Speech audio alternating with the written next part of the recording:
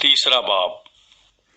और सांप कुल दहती जानवरों से जिनको खुदावंद खुदा ने बनाया था चालाक था, और उसने औरत से कहा, क्या वाकई खुदा ने कहा है कि बाग के किसी दरख्त का फल तुम ना खाना?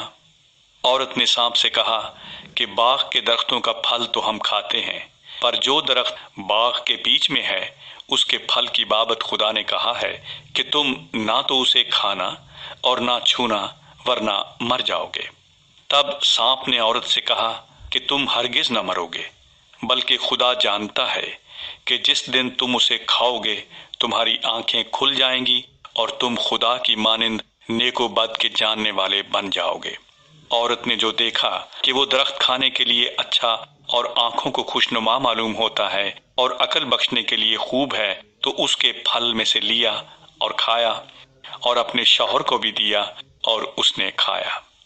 तब दोनों की आंखें खुल गईं और उनको मालूम हुआ कि वो नंगे हैं, और उन्होंने अंजीर के पत्तों को सीकर अपने लिए लुंगियां बनाई।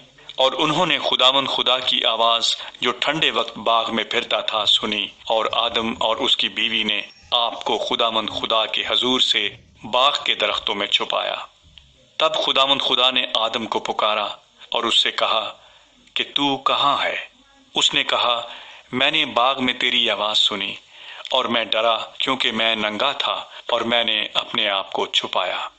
उसने कहा, तुझे किसने बताया कि तू नंगा है? क्या तूने उस दरख्त का फल खाया जिसकी बाबत मैंने तुझको हुक्म दिया था कि उसे ना खाना? आदम ने कहा कि जिस औरत को तूने मेरे साथ किया है उसने मुझे उस दरख्त का फल दिया और मैंने खाया। तब खुदावंद खुदा ने औरत से कहा कि तूने ये क्या किया? औरत ने कहा कि सांप ने मुझको बहकाया तो मैंने खाया। और खुदावंद खुदा ने सांप से कहा, इसलिए कि तूने ये किया, तू सब चौपायों और दश्ती जानवरों में मलाऊन ठहरा।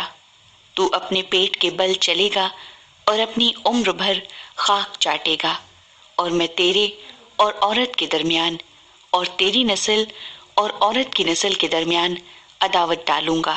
वो तेरे सर को कुचलेगा और तू उसकी एड़ी पर काटेगा। फिर उसने औरत से कहा कि मैं तेरे दर्द हमल को बहुत बढ़ाऊंगा, तू दर्द के साथ बच्चे जनेगी और तेरी रग़बत अपने शौहर की तरफ होगी और वो तुझ पर हुकूमत करेगा।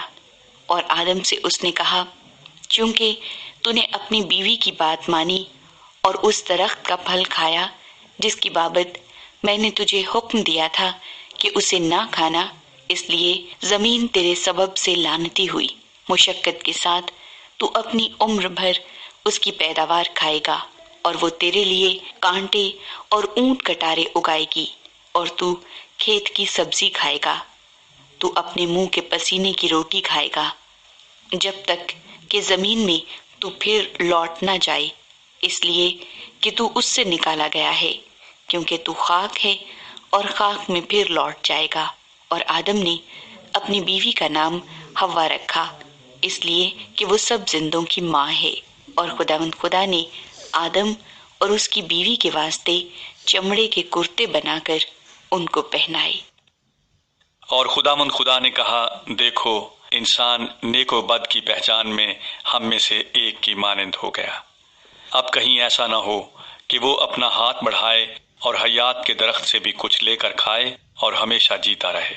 इसलिए खुदावंद खुदा ने उसको बागे अदन से बाहर कर दिया, ताकि वो उस जमीन की जिसमें से वो लिया गया था खेती करे। चुनांचे उसने आदम को निकाल दिया और बागे अदन के मशरिक की तरफ करूबियों को और चौगिर्द घूमने वाली शोलाजन तलवार को रखा कि वो जिंदगी के दरख्त की राह की हिफाजत करें।